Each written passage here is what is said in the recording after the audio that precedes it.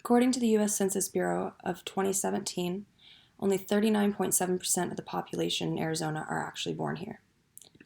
Only 3 other states are ahead of us. With that being said, I am actually one of those Arizona natives that was born and raised here.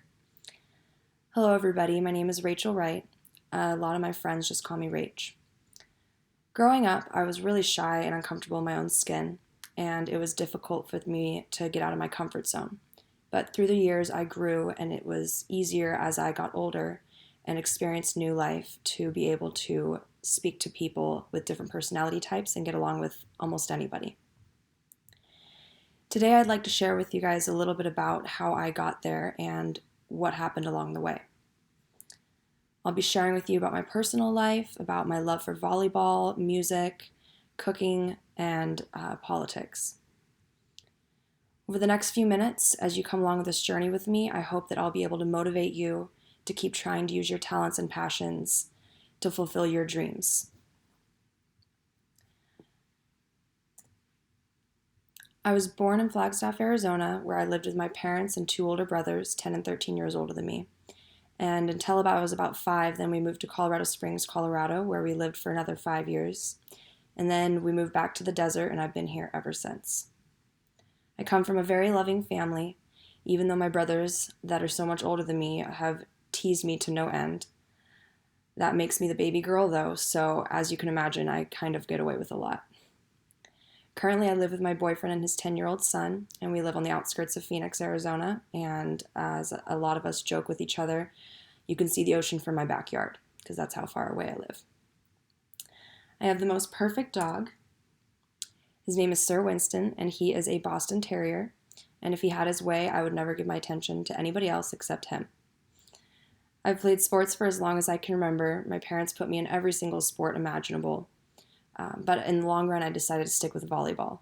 And from then on, I played it for about, give or take, 12 years, being able to do tournaments on the weekends and practice and travel all over the place. And it really taught me responsibility and discipline and teamwork. And those are very important traits to take into your life. My number one love was always music, though. I was in private voice lessons since I was 5, and I remember in Colorado, I was in the state choir, and when the Christmas concert came around, I remember as a five-year-old little version of myself, I looked out into the crowd and I saw 5,000 pairs of eyes staring back at me, and that was when my first stage fright happened. I was mortified, but luckily I lived through it. From then on, I continued with my music and choir throughout the years in school and church and wherever I could get a chance to sing. If I'm not singing or making a cover with my best friend, then I'm usually in the kitchen. I'm concocting something new with all the spices that I can grab. Or I love to do things around the house. It's been something really fun for me lately that I've been able to learn how to do and feel like an independent woman with that, and that's amazing. If I'm not doing that, then I'm up north trying to find a new trail to hike through and to get some fresh, much cooler air.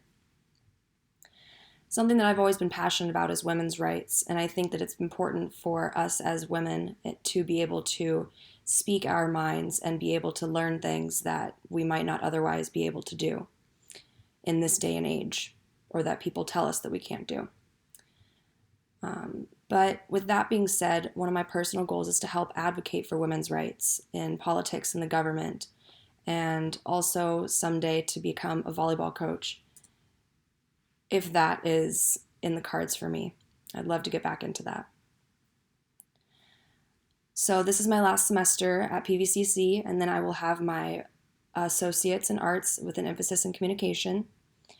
I'm very excited because I was actually the first person in Phoenix College to complete the social media marketing certification. And so I received that, and I want to take that on with me as I get my bachelor's in communications at ASU.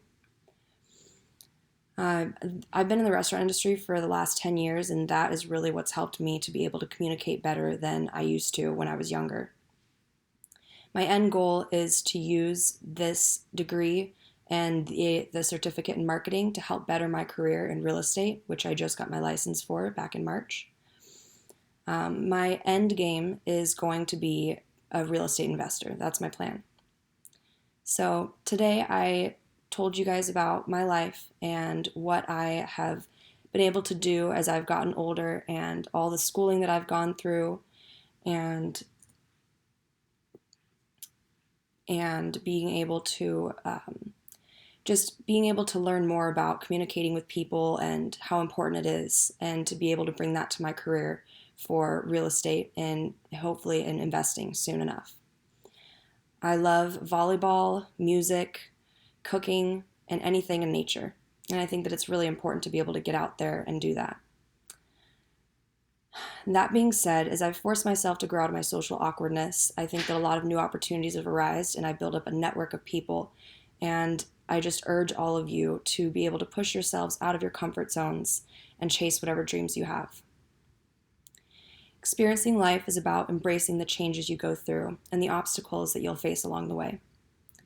I encourage each and every one of you to take advantage of opportunities outside of your comfort zones. And with that, I'd like to leave a quote here that I love. Go confidently in the direction of your dreams. Live the life you have imagined. Thank you so much for allowing me to share my story with you all, and I can't wait to hear all of yours.